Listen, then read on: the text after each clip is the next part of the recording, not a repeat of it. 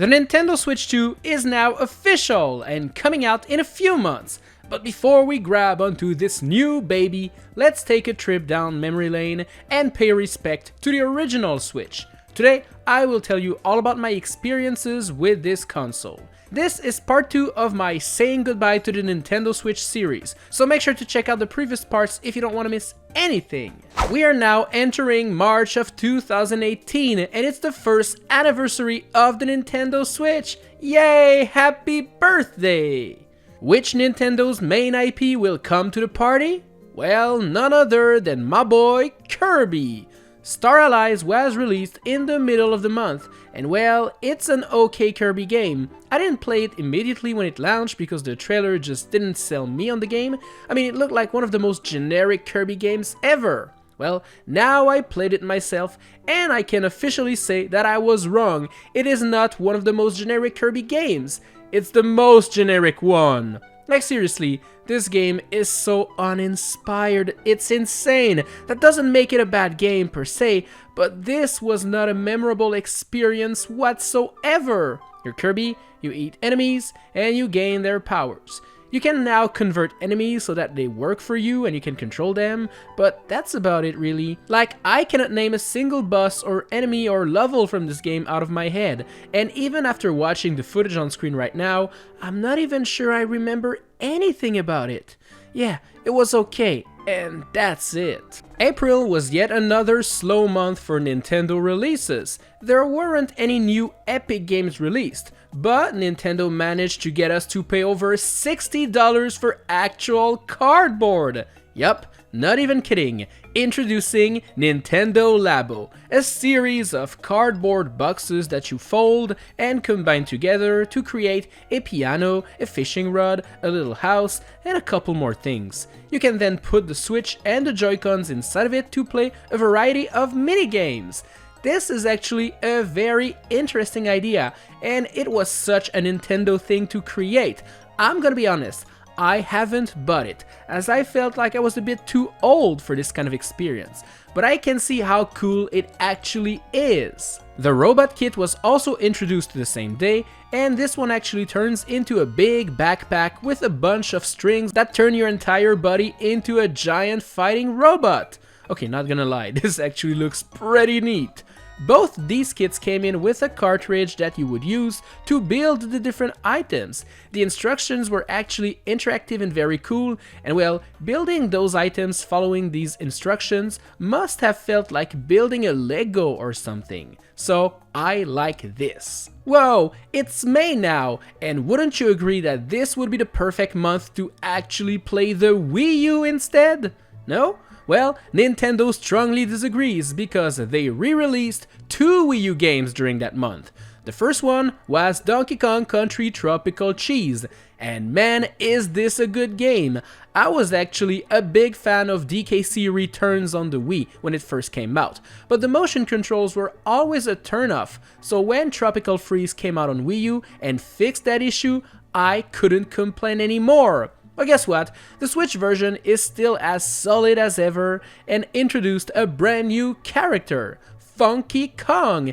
This dude is more of an easy mode rather than a new character. Basically, he has more health and he can walk on spikes, making the game way easier. Thankfully, you are not forced to play as Funky and you can just enjoy the original experience, which actually you should do because of how good the game is. It looks fantastic, the controls are solid, the music was composed by the OG David Wise, and the new Kong partners, Dixie and Cranky Kong, actually changed the way the game is played. So yeah, it's really good! The second Wii U game that was added to the Switch's library that month is one of my favorite games of all time, Hyrule Warriors.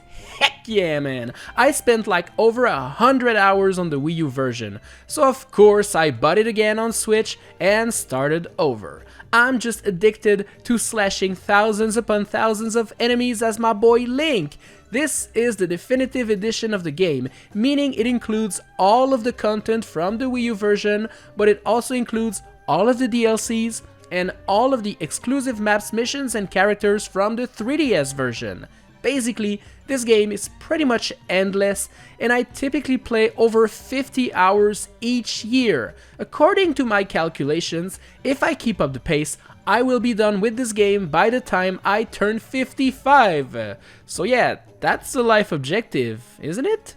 During that month, I also picked up Mega Man Legacy Collection 1+2, which includes basically all of the classic Mega Man games from the first one to like number 10 or something. It's basically just a compilation of all the classic games. So yeah, there's not much to say there. These games are fun and will always be classics. It's very stupid that the first few games are on a cartridge and the rest must be downloaded, considering these games are very small and could easily fit on the cartridge. But hey, what can I do about that? The month of May was also the month where Nintendo finally unveiled their paid Nintendo Switch online service. It was already told before the console was even out that the Nintendo Switch would feature a paid tier for their online functionalities, but it still wasn't a thing yet. Well, fear not, it soon will be. Oh, what? You're bothered by the fact that you now have to pay an annual fee for something that was given out to you for free for more than a year? Well, cry some more! And also, here's 20 classic NES games for you! No, but seriously, it was a bit sad that the free period was soon to be over, but this new Nintendo Switch online system also introduces cloud saves, which is actually pretty useful if something bad ends up happening to your Nintendo Switch. You'll still need a new one, sure, but all of your saves will be backed up to the cloud, so at least you won't lose them. The NES collection was also said to be adding new titles from time to time, so that's neat. Gone are the days of buying separate games on the Virtual Console. Now, you'll just subscribe to all of them. It's pretty much Netflix, but for classic Nintendo games. Oh hey, don't you feel it? It's June, meaning that it's yet again time for E3. Sadly, I didn't go in person that year, so it's a bit of a bummer. But the main game that was unveiled was Super Smash Bros. Ultimate. And that's pretty cool. I mean, Smash Bros. Is an iconic series at this point, and we now expect every single Nintendo console to feature a version of it. This one brings back every single fighter ever, even ones that only appeared in one game like Solid Snake, Dr. Mario, Young Link, etc. Nintendo also unveiled Daemon X Machina, which is a game that exists. I'm sorry, I haven't played it, nor did I care for it. A standalone DLC for Xenoblade Chronicles 2 was also revealed. So yeah, I still don't own Xenoblade 2, so I won't play it probably, but it's pretty cool for those that enjoy this series. Fire Emblem Three Houses was also unveiled during E3, and I mean, Fire Emblem is a very interesting game series, so let's freaking go! But hear me out. The best part of this E3 Direct was when Reggie appeared on screen and told us he couldn't wait to meet us in the battle bus. You know what that means? Fortnite is finally coming out to the Nintendo Switch! Oh my gosh, now this is epic! I remember it coming out exactly after the E3 presentation because I was actually on stream reacting to the presentation itself, and then, well, I instantly downloaded the game and tried out on stream. I was actually carried by one of my viewers, Rare Banjo, and we got that epic victory royale! Oh yeah, that's some good memories. During E3, a DLC was also released for Splatoon 2 called the Octo Expansion, and oh boy is this one good. To this day, it's still one of my favorite games of all time. This expansion introduces 80 new levels featuring different weapons and challenges, and let me tell you that they are quite difficult. If you thought the single-player campaign in Splatoon 2 was very easy, well, this DLC will kick your ass. Some levels can be super annoying and borderline frustrating, but trust me, they're worth playing anyways. This is a very good DLC, and if you haven't played it, well, quickly go buy and download it right now. You'll thank me later. Nintendo also released Sushi Striker: The Way of Tsushido, a port of a 3DS game of the same name. And well, I cannot say I played this one that much, but it looks like a fun puzzle game. You line up sushi plates and you throw them at your opponents or something. I don't know much about it, but yeah, it looks pretty fun. A brand new Mario sports game was also released in June, Mario Tennis Aces. And well, this one is actually pretty good. The Wii U version of Mario Tennis was very uninspired and not that fun, but Aces actually brings new ideas to the series. It features a story mode with actual bosses and such. It is a bit short, but it's actually quite challenging and pretty fun. Besides that, there's a few new mechanics to master in this game, including the ability to slow down time, which is very helpful for defensive maneuvers. Obviously, it's Mario Tennis, so each character has a special move that only they can use. It's a good game, but it's Mario Tennis, so I mean, it has its limits. It's a sports game after all. There's so much you can do with this. In June, I also played Crash Bandicoot Insane Trilogy, because, I mean, this is a remaster of a classic PS1 game, so of course I had to play it. It looks good, plays fine, and yeah, it's a pretty solid remaster, but I didn't finish it though. Some of the mechanics in this game series are very outdated and they haven't aged particularly well, but it's still a solid dose of nostalgia. We're still not done with June yet, because Mario plus Rabbids also got some DLC that month, and this one features my boy Donkey Kong. It's actually a really good expansion, and controlling DK and his friends actually mixes up the gameplay quite a lot. If you're like me and you loved Mario plus Rabbids, well, you'll also love this DLC, that's a fact. And finally, if you own a Nintendo Labo Variety Kit, well, now you can play Mario Kart 8 Deluxe with it. So yay, I love cardboard. The month of July was a pretty chill month in terms of Nintendo releases, as what we got was a Switch version of Captain Toad Treasure Tracker. This little puzzle game featuring everyone's favorite Toad was originally a Wii U title, but now you can also own it on the Switch, so that's pretty cool. Oh, I guess it does feature a few new things, including a few levels that are based off last year's Super Mario Odyssey. So yeah, there's that. As this game was designed with the Wii U gamepad in mind, the Switch version had to make some adjustments, and now you can move the controller around to control this little reticle that you will use to touch things on screen. It's actually a bit off-putting at first, but by the time you're done with the first part of the game, you'll be completely used to the new controls, and they will feel just fine. Sonic Mania Plus was released during that month, and well, this new version includes 2 new playable characters and a new Encore mode that takes place after the events of Sonic Forces. That's pretty much all it adds really, so basically what I'm saying is that this is a DLC that was disguised as a new game.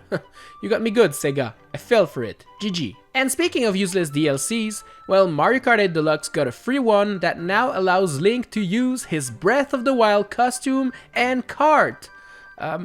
Okay, cool, thanks, I guess? Does it feel a bit colder outside? Well, it's because it is now August and one of my favorite games of all time was released on the Switch, Okami HD, baby! This is a PS2 classic game that was then ported to the Nintendo Wii, and back then I played it quite a lot, but never got to finish it. Obviously, now that it's on the Nintendo Switch and in glorious HD, I had to start over and finish it this time around. There weren't any other main titles I played during that month, but just before we move on to September, let's discuss the Nintendo Direct that occurred during this month. It was a Smash Bros focused one and revealed a bunch of new characters like Richter and Simon from Castlevania, Chrom from Fire Emblem, Dark Samus from Metroid, and my boy King K. Rool from the Donkey Kong series. Those are all pretty solid picks, won't you agree? September also featured another Nintendo Direct, but this one was focused on upcoming projects for the Switch, including Luigi's Mansion 3. Oh yeah baby, this is gonna be good. New Super Mario Bros. U Deluxe was also announced, and well, did we need that? I guess so, because now we have Peachette, the brand new character. Thankfully, Yoshi's Crafted World was also shown, and this sequel to Woolly World actually looks fantastic. If you still don't own a Switch and want to buy one just for the upcoming Smash Bros game, well, in November you'll be able to pick up this exclusive Smash Switch bundle, and it actually looks really good. I'm a bit jealous, as I already own a Nintendo Switch and I won't pick up another one just for that. This Direct ended with the announcement of a brand new Animal Crossing game that would come out in 2019, so I guess we'll be on the lookout for that. Now for the games that I played during that month, well, I didn't play that many new Nintendo games, because there weren't a lot that came out during that month. I mean, the vehicle kit for Nintendo Labo was out, but just like the other two kits, I really didn't care that much. But you know what? I still had to spend some money in September, because it is finally time. The online for the Switch now costs money. That means the online infrastructure was actually completely reworked and now works better than ever. Gone is the lag, gone are the connection problems and all of that. No, it's a joke. Nothing actually changed. It's the same old crappy laggy Nintendo Online experience, except you now pay $20 a year for it. So yay! That also means that we got 20 original NES classics by booting up the brand new Nintendo NES app. So at least there's that. Not gonna lie, this app works flawlessly and it's actually always great to be able to play the classics. But yeah, I mean, this was a big deal back in the Wii days with the virtual console and everything, but nowadays it's just not wowing me anymore. If you subscribe to the Nintendo Switch Online, you also get the opportunity of actually purchasing classic wireless NES controllers for your Switch. Wow, what kind of sucker would fall for that? Hi, it's me, Nico. I'm a sucker. I got the controllers. October has arrived and with it came a brand new Mega Man game. It's the 11th game in the Mega Man series, so they called it Mega Man 11. Very original. I'm a fan of the classic 8-bit Mega Man games, but this one actually sports a modern theme, and to be honest, it's actually a decent game. It's not gonna redefine the Mega Man genre, but it's a fun game nonetheless. Speaking of fun, here's a brand new Mario Party game called Super Mario Party. It has Super in the title, so obviously it's gonna be way better than the other Mario Party games, right? Right? Well, not really. Don't get me wrong, it's a fun Mario Party game, but it's just not the best. This one can only be played with Joy-Cons, so there's a lot of motion-controlled mini-games, which is actually similar to what Mario Party 8 did on the Wii, but this time it's a bit less fun. At least they brought back the classic board game formula this time around. The car from Mario Party 9 and 10 is finally gone, and that's a good thing. But what isn't a good thing is the amount of content in this game. There's only 4 boards, and that's really not a lot compared to what we're used to. Thankfully, the game has other game modes that are actually pretty entertaining, for a few hours at least. The rafting minigame where you go down the river and play minigames as you go is quite fun. The rhythm-based mode where you basically dance was also pretty entertaining. And there's also a mode where you can put 2 switches and link them together using the screens, which is a bit confusing to explain, but I mean, just look at it. It's actually quite original. A Ubisoft game called Starlink Battle for Atlas was also released during that month, and this one is taking place in space, and the Switch version has exclusive Star Fox characters and ships. I'm gonna be honest, I've heard pretty good things about the game, but I have yet to play it. It's sitting there in its lovely box. I'll eventually get to you, Starlink, I promise. November has arrived, and my main game was the brand new Pokemon game Let's Go Eevee and Let's Go Pikachu, and wow, this totally wasn't what I wanted. This game brings you back to Kanto, the first generation country, but it features a twist. You now control the game using the Pokeball Plus accessory, which is basically just a little Pokeball with 1 button and a joystick. The gameplay has been simplified to accommodate for that new accessory, meaning that fighting Pokemon is no longer the main focus. It's all about catching them in a Pokemon Go style of gameplay. You aim the Pokeball, and when you're ready, you swing your arm around. This is really meh, and it gets old really fast. You still fight trainers like you used to do in the other Pokemon games, but I don't know, man, this game is just boring. December is finally here, and well, a big game came out that month. Super Smash Bros. Ultimate. The wait is finally over. It's time to play the newest Smash. And well, it's Smash. It's super fun, highly addictive, and this version has everything you want. They really nailed the title, as this is really the ultimate version of Smash Bros. To be honest, I fail to see how they can actually improve this with Smash on Switch 2, but we'll see. The game features a brand new single player mode that isn't as cool as the one from Brawl on Wii, but it's actually pretty decent. You move on a big map and you fight 1 bajillion different enemies, typically based on old school games made by Nintendo and their partners. The classic modes are also back, and there's a bunch of spirits that you can collect to improve your characters in some other game modes. It's okay, I guess, but I mostly play Smash locally with my friends, so all of these game modes are just bonus stuff to me. Oh hey, Happy New Year everyone, as it is now January in the year 2019, and the first thing we get from this brand new year is a very sad video saying that Metroid Prime 4's development is not going well, and that they are completely destroying everything and starting from scratch. But this time with the help of Retro Studios, the maker of the first 3 Prime titles. Why they didn't do that in the first place is beyond me, but hey, I don't work at Nintendo, I don't know shit. After that sad news, here's another one. New Super Mario Bros. U Deluxe.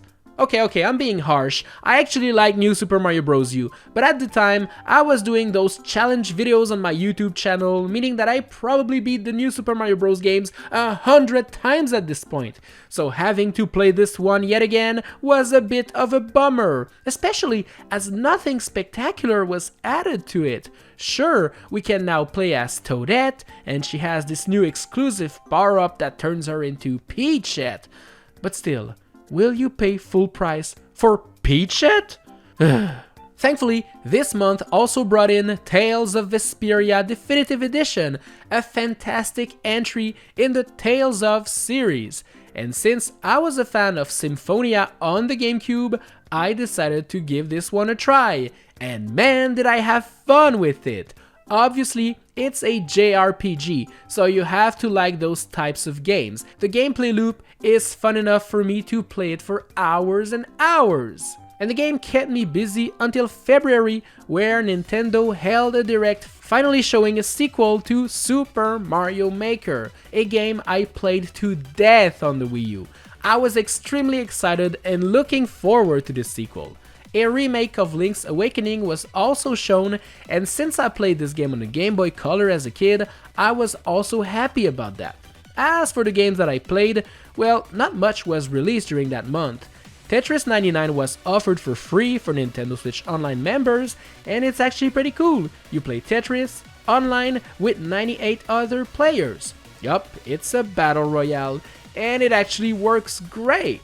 Deltarune Chapter 1 also came out during that month, and as a fan of Undertale, I wanted to play that one. And well, it's pretty fun, but I still prefer Undertale. So yeah, there's that.